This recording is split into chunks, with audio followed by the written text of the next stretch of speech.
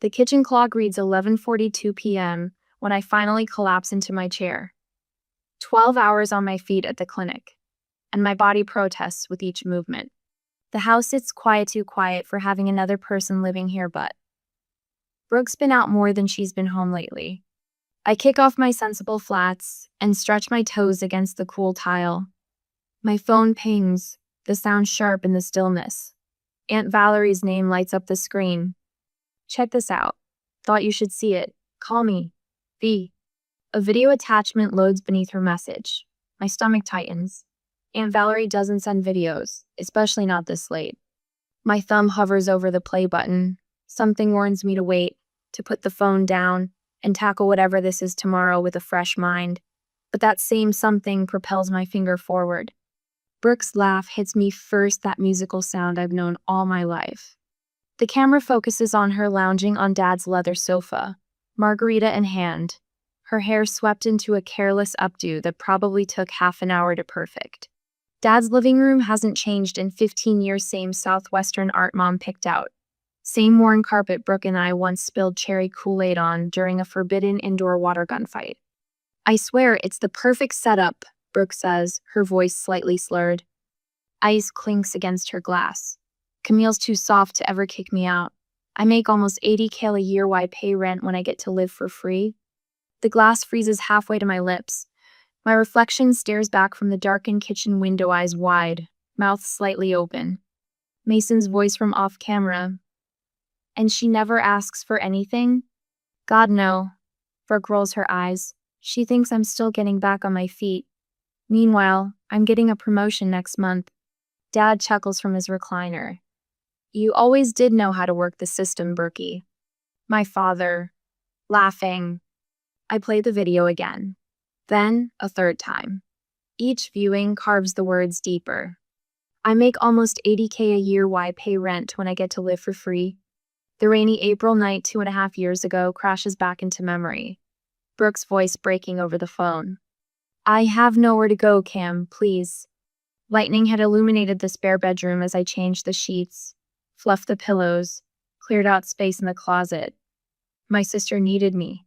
What else was there to do? It's just until I find my footing again, she'd promised, mascara-stained tears tracking down her face as she'd hugged me that night. 3 months, tops. 3 months stretched to 6, then a year, then 2. Meanwhile, I noticed the designer bags appearing in her closet. The weekend trips she'd casually mention. The new car she somehow managed to afford 6 months ago, while still claiming she couldn't contribute to household expenses. I place my phone face down on the table with steady hands. The calm surprises me. Shouldn't I be screaming, throwing things? Instead, a strange clarity washes over me. In the microwave door's reflection, I catch sight of myself, hair escaping its ponytail, dark circles under my eyes. You're not a fool, I whisper to my reflection. You're kind.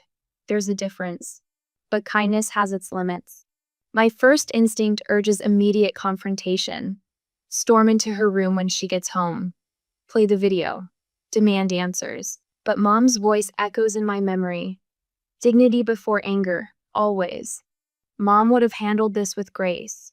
With a plan. I pick up my phone and type a response to Aunt Valerie. Thanks. Please don't say anything. I'll handle it. 4 deep breaths. In through the nose, out through the mouth. Like the meditation app that's supposed to help me sleep. With each exhale, pieces of a plan form in my mind. Morning comes too quickly. I've slept maybe 3 hours, but adrenaline keeps me upright as I measure coffee grounds into the filter. The familiar routine grounds me while my mind races ahead. The floorboards creak in the hallway. Brooke emerges, wrapped in the silk robe I gave her last Christmas. Her hair's piled messily atop her head, yesterday's makeup smudged under her eyes. Morning, she mumbles, making a beeline for the coffee. I pour a cup and slide it toward her, my voice casual. Got any plans for next month? She shrugs, stirring in cream. Not really. Why? Just wondering. I take a slow sip, watching her over the rim of my mug. Rent will be $950 starting next month. Brooke laughs, that same musical sound from the video. but it doesn't warm me anymore. Good one, Cam. She shakes her head and slides onto a bar stool. Like you'd ever charge your baby sister rent. I don't correct her. Not yet. The seeds are planted. She'll learn soon enough that this time, I mean every word. You're not serious about the rent thing, right? Brooke leans against the kitchen counter the next morning, coffee mug suspended halfway to her lips. Her smile doesn't reach her eyes. I rinse my breakfast bowl, keeping my movements deliberate. Dead serious. $950 due on the first of each month. She studies me for a moment, smile fading as she realizes I'm not backing down. Come on, Cam. After everything I've been through, you know how hard it's been. For 2.5 years? I keep my voice level, focusing on drying the bowl with slow circular motions. Her eyes narrow, smile vanishing completely. You don't even need the money. Your mortgage is practically nothing on this old house. The echo of her voice from the video flashes through my mind. I make almost $80K a year while I pay rent when I get to live for free. It's not about the money, Brooke. I meet her gaze directly. It's about fairness and respect. She snatches her purse from the counter and slams the door on her way out. After confirming Brooke's car is gone, I head to my home office. The desk drawer slides open with a familiar squeak. Inside sit neatly labeled folders: mortgage, car insurance, medical, utilities. I pull the utilities folder, spreading its contents across the desktop.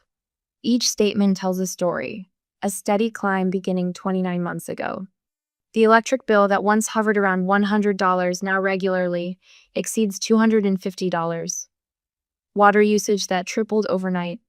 The internet package upgraded to accommodate work meetings that somehow requires the premium cable sports package. A lone sheet of paper in the printer tray catches my eye. I almost miss it the corner, just barely visible. When I pull it free, my stomach tightens. First National Bank, account statement, Brooke Bennett. I shouldn't look. This is private. But then I remember my face reflected in the dark kitchen window last night. The shock of hearing my sister's true thoughts. The numbers leap from the page. Regular deposits, $6,500 monthly. Current balance, $41,237.84. My hands tremble slightly as I open my laptop. A quick search for Brooke's employment and salary range brings up employment sites and reviews. Marketing manager at TechStart Solutions. Average salary $78,000, $85,000 annually. I close the browser and reach for my phone. Family situations are always the hardest. Maria slides the coffee shop's door closed behind us, choosing a corner table away from other customers. Her property management badge gleams against her navy blazer. I feel ridiculous even asking about this. I admit, clutching my tea with both hands. Maria shakes her head, already pulling forms from her leather portfolio. Don't. I've seen siblings, parents, best friends' relationships destroyed because boundaries weren't clear from the beginning. I'm a little past the beginning. Better late than never. She slides a document across the table. Standard lease agreement. Month to month, 30 days notice to vacate. All utilities included in rent. My eyes skim the legal language clauses about damages, prohibited activities, grounds for eviction. I need this to be by the book, I say quietly. Maria's gentle warning comes with a squeeze of my hand. She won't take this well, Camille. The first of the month arrives with deceptive calm. I schedule the email to deliver at noon, when Brooke is surely at lunch with colleagues. Subject line: lease agreement, urgent action required. By evening, the house vibrates with tension. I sit cross-legged on my bed, door firmly closed, reading the same paragraph in my novel for the 8th time. The slam of the front door announces Brooke's return. Footsteps thunder down the hallway. My bedroom door bursts open without a knock. You're seriously evicting your own sister? Brooke's face flushes crimson, phone clutched in her trembling hand. The lease agreement glows on the screen. It's not an eviction notice, I say, marking my place in the book. It's a lease. You're welcome to stay if you pay rent. $950? That's insane. It's below market rate for this neighborhood. I checked. She paces the small space between my bed and dresser. I can't believe you'd do this to me. To family. The word family slices through me, but I keep my voice steady. If you don't sign the lease and pay the deposit by Sunday, you'll get a 10-day notice. And after that, I'll file for eviction. Brooke storms out. My phone buzzes almost immediately. Aunt Valerie. I hear World War I/II has officially begun, she says when I answer. News travels fast. Brooke called your father. Your father called me to talk some sense into you. Valerie's sigh carries years of family dynamics. And will you? I ask, suddenly uncertain. Talk sense into you? Honey, you're the only one making sense. She pauses. This isn't the first time she's done this. My breath catches. What do you mean? Before she came to you, she stayed with your cousin Rachel for 8 months. Before that, with your Uncle Jim for almost a year. Same story each time, just getting back on her feet. The revelation settles over me. I wasn't special, just the latest target, the longest-lasting one. You're doing the right thing, Aunt Valerie says into my silence. Someone had to break the cycle. As I hang up, I realize my hands have stopped shaking. The cafeteria buzzes with the typical hospital lunch rush, but I've claimed my corner table near the window. A turkey sandwich sits half-eaten beside my notepad where I'm jotting down patient follow-ups. My phone vibrates against the metal table, the sound sharp enough to make me jump. Unknown number. My thumb hovers over the decline button, but something tuition maybe makes me answer instead. The text appears without preamble. You should see what Brooke's been saying about you. I thought you should know. My throat tightens. Attached are multiple screenshot images, thumbnails too small to read. Everything okay, Camille? Dr. Reeves asks, pausing at my table with his coffee. Fine. The word comes out strained. Just work stuff. He nods and moves on. I tap the first screenshot, time slowing as it loads. A group chat. Names I recognize: Brooke Mason, 2 of Brooke's friends from college. Dates spanning back 19 months. My hands tremble as I scroll, words leaping from the screen and burrowing under my skin. Brooke. Sis thinks she's helping me, but she's really just my mommy sponsor. 19 reactions, laughing emojis. Mason. She's still buying that just until I get back on my feet line? Brooke. Totally. Meanwhile, I just got approved for that Amex Platinum. Don't tell St. Camille. More scrolling. More screenshots. My chest constricts. A photo of Brooke lounging on my couch, glass of wine in hand. Home alone again. Camille's pulling another double shift while I binge watch her Netflix and drink her fancy wine. Another photo, Brooke wearing my mother's pearl earrings. Borrowed these from Camille's jewelry box. She never wears them anyway. My mother's pearls. The ones I keep wrapped in her handkerchief. I scroll faster now, each message a fresh cut. Brooke. Just told Camille I can't afford to chip in for groceries this month. Allie. Seriously? After that shopping spree you posted? Brooke. She never checks my Insta. Besides, I'm booking Bahamas next week. Need to save somewhere. The last screenshot. Dated yesterday. Brooke. Camille's getting weird about money lately. Might need to amp up the sad sister routine. Think crying would work? Mason. Works every time with her. She's such a pushover. Brooke. That's why I love her. The sandwich turns to sawdust in my mouth. I lock my phone, slide it into my pocket, and walk woodenly to the bathroom. Inside a stall, I press my forehead against the cool metal door and breathe. Deep breaths that do nothing to stop the burning behind my eyes. 2 years. 2 years of mockery shared among friends while I worked double shifts, bought groceries, paid the mortgage. 2 years of, I'm getting back on my feet, while my little sister lounged in my home, wore my mother's jewelry, and laughed at my expense.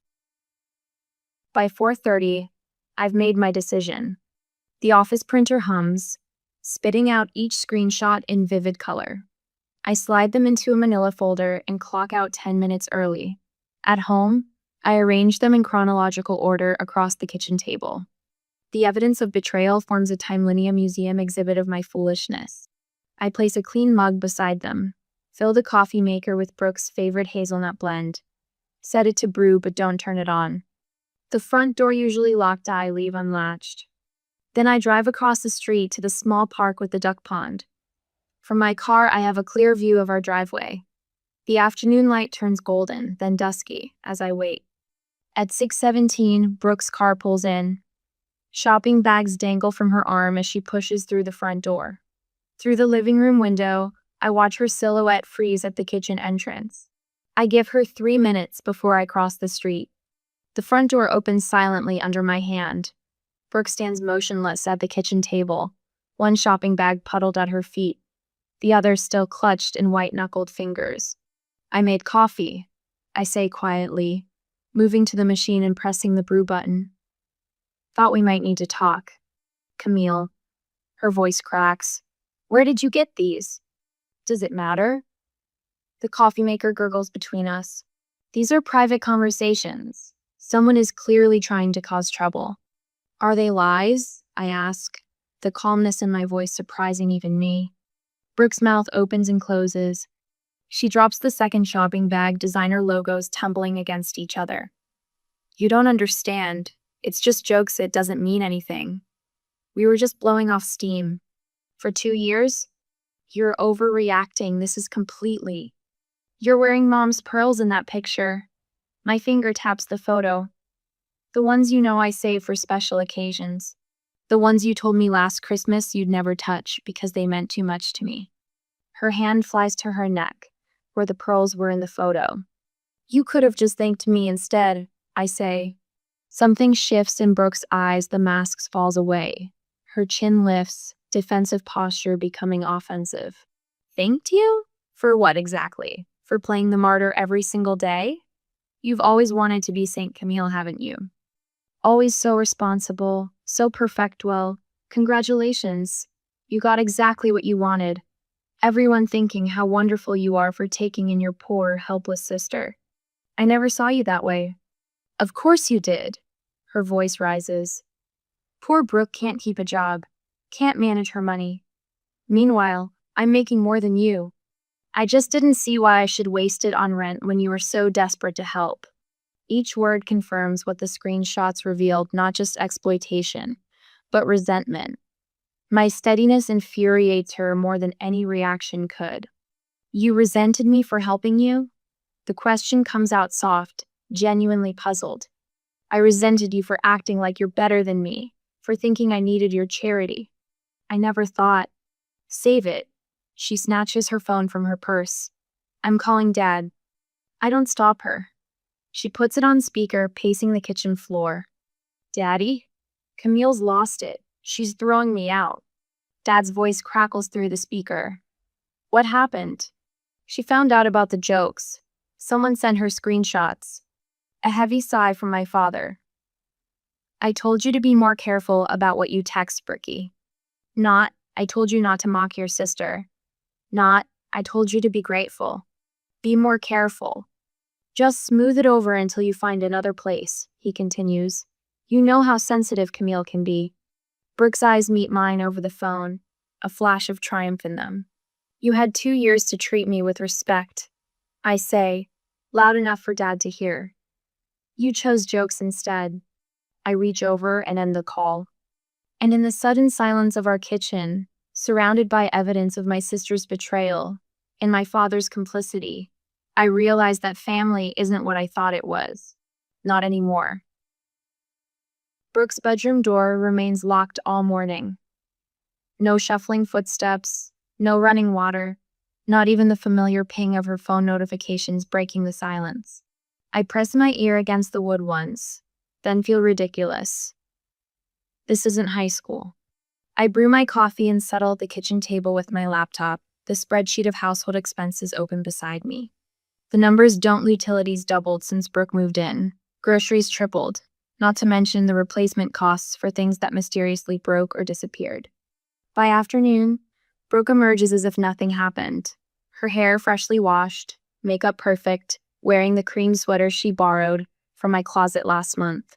Hey, she says, voice carefully casual. Making a sandwich, want one?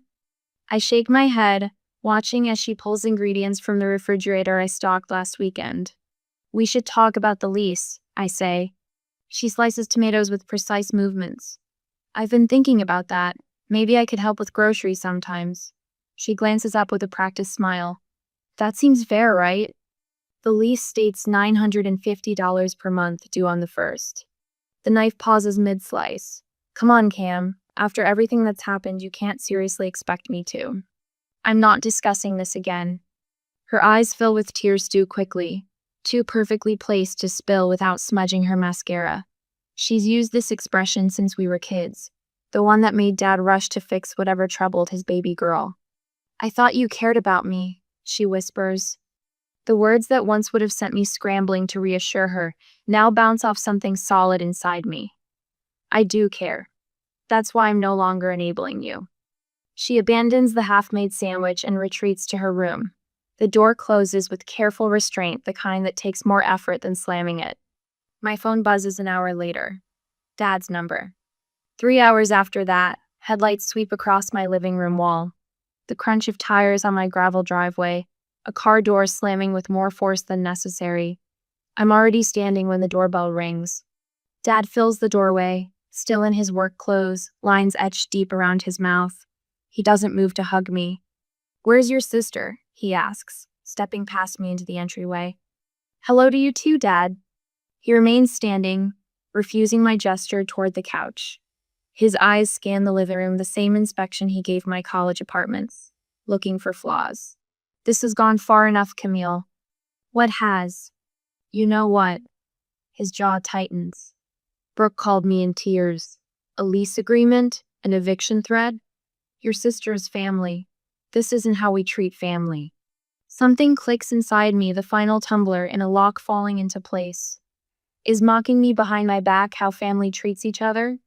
He shifts his weight, eyes darting toward Brooke's closed door. Girls have their little jokes. Did you laugh when she told you I was too soft to ever kick her out? A muscle jumps in his cheek. You've always been overly sensitive.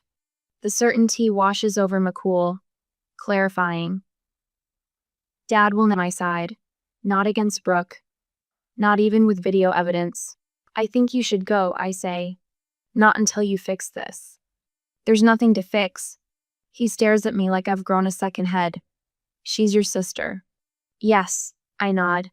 And I'm your daughter. The words hang between us.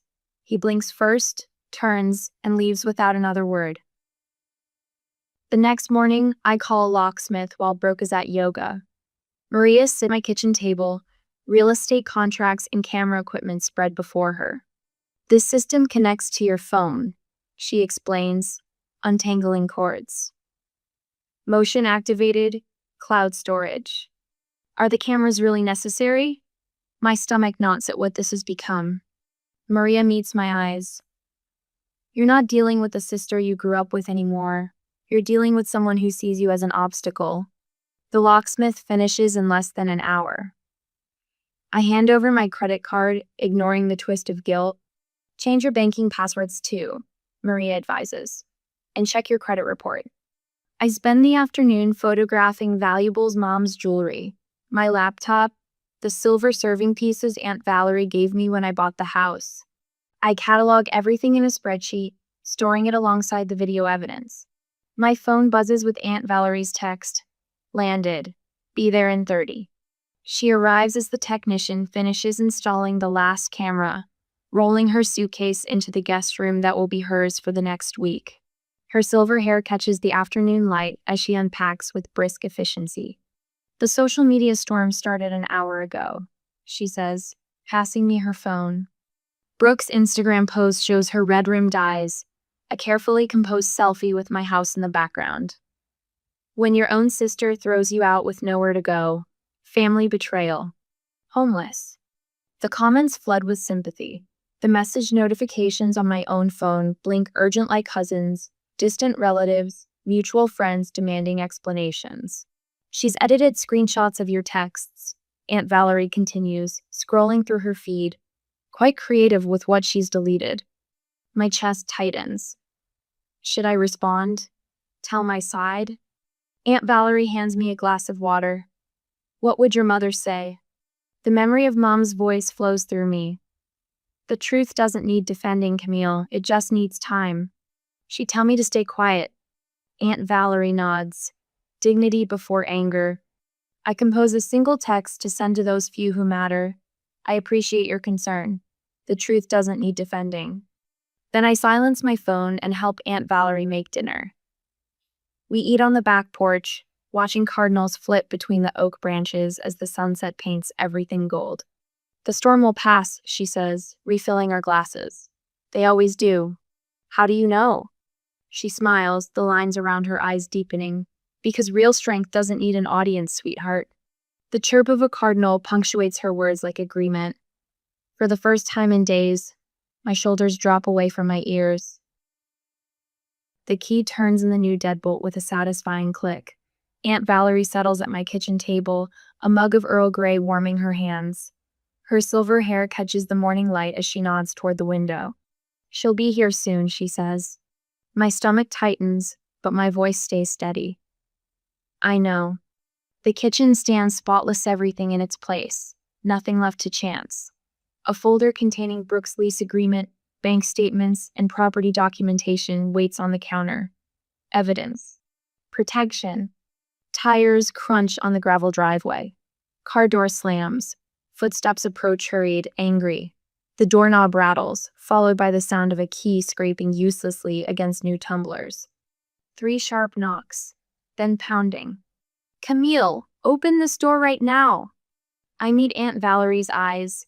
She gives a single nod. When I open the door, Brooke's fist hangs midair. Her makeup can't hide the dark circles under her eyes, the flush of anger creeping up her neck. You changed the locks? She pushes past me into the entryway. You can't lock me out of my own home. The words land like stones between us. 2 years ago, they might have worked at me backpedaling with apologies. Not anymore. My home, I correct her, voice quiet but firm, with clear documentation. I gesture toward the kitchen where Aunt Valerie waits, all legally binding. Brooke spots Aunt Valerie and freezes. What's she doing here? Moral support, Valerie says, sipping her tea. This is ridiculous. Brooke pulls out her phone. I'm calling the police. You can't just lock someone out of their residence. Go ahead, Aunt Valerie says, setting down her mug. I'm sure they'll be interested in reviewing your lease agreement, the one you never signed. She pauses. Or maybe the homeowner's deed with Camille's name on it. Brooke's finger hovers over her phone. I watch realization dawn across her face as she has no legal standing here. Her grip tightens around her phone until her knuckles whiten. Then, like flipping a switch, her entire demeanor changes. Camille.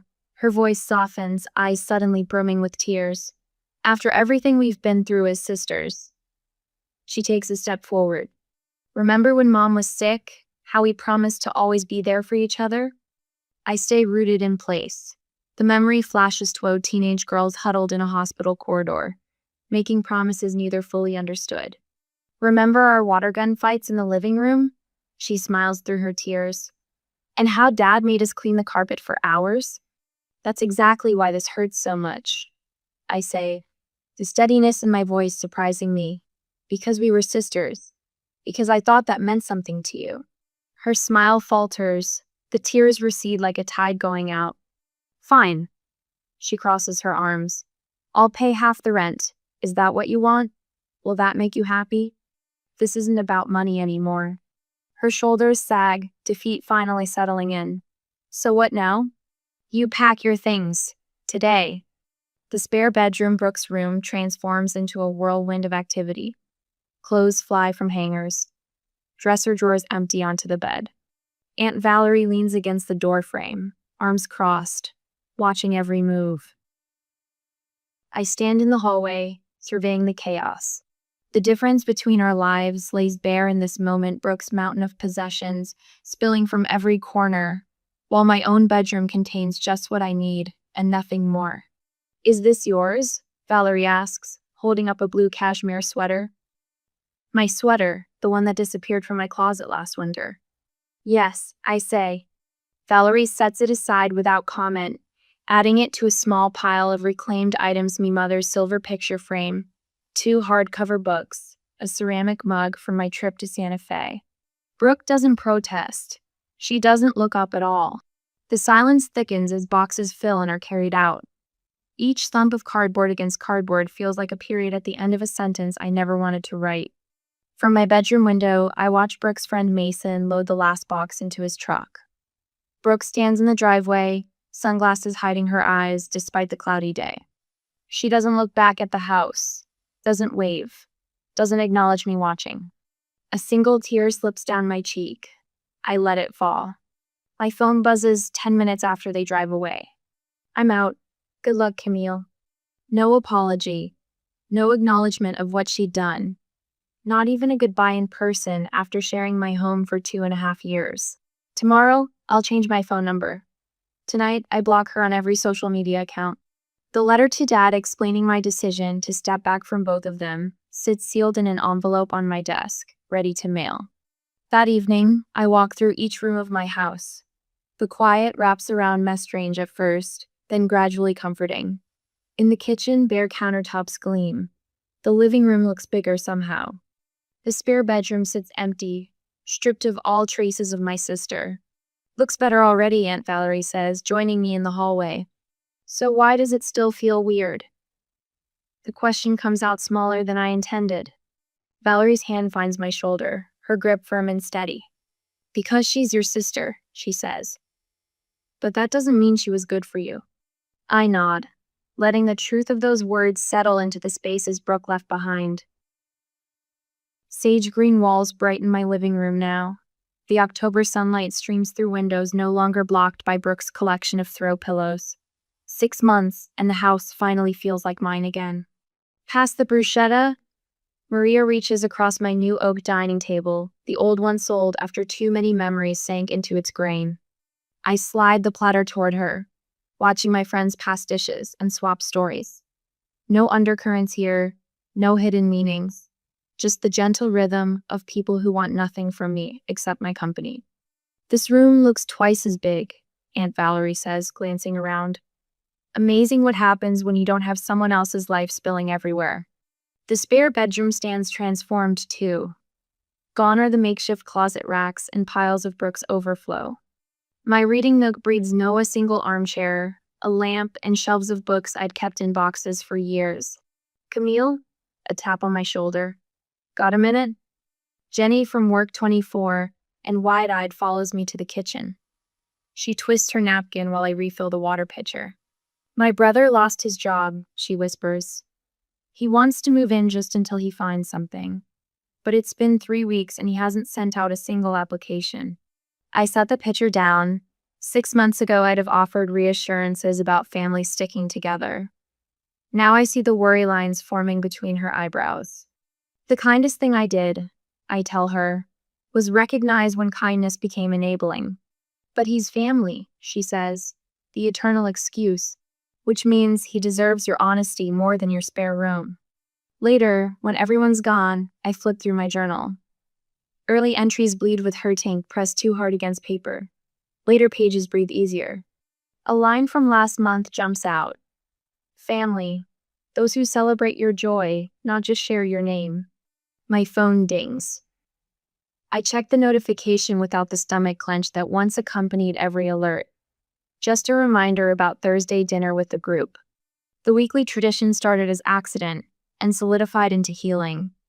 We take turns hosting different houses, but the same honest conversation. 3 weeks later, I straighten my scarf in Aunt Valerie's hallway mirror. Thanksgiving crackles with tension even before I enter her dining room. Camille. Dad rises halfway from his chair, a gesture of respect that surprises us both. Brooke doesn't stand. Her gaze skims over me, landing somewhere past my left shoulder. Aunt Valerie squeezes my arm and whispers, "You're doing fine." Dad tries twice during dinner to manufacture reconciliation. "Remember when you girls put food coloring in the mashed potatoes? And your mother always loved seeing you two together." I pass the cranberry sauce. Answer questions about work, compliment the turkey. But when Brooke asks if I'm still in that little house, I look her directly in the eyes. Yes, it fits me perfectly now. The space between us spans more than the table's width. But the distance brings relief. Instead of pain, a clean break, healed stronger than the original bone. To boundaries, Pauline raises her glass Thursday night. My chosen family crowds around a table that never knew Brooke's laughter or my father's judgments. Aunt Valerie has found her place here too, between Maria and Rick. She brings deviled eggs and straight talk, both appreciated equally. When did you know you'd be okay? Asks Jenny, who finally told her brother no. The question hangs. A year ago, I'd have rushed to fill the silence. Now I let it breathe. The day I realized, I say finally, that self-respect isn't selfishness. Late evening, and I sit alone with a glass of Cabernet. My reflection in the window looks back, a woman I'm still getting to know. The shadows under her eyes have faded. She holds her shoulders differently. On the side table, Brooke's letter sits unopened. 3 days now, and I haven't felt ready. Not because I fear what's inside, but because I know it can't change what matters. I trace the envelope's edge. I'll read it someday, when curiosity outweighs indifference. For now, I sip my wine and nod at my reflection. I'm not the fool she thought I was. Not anymore.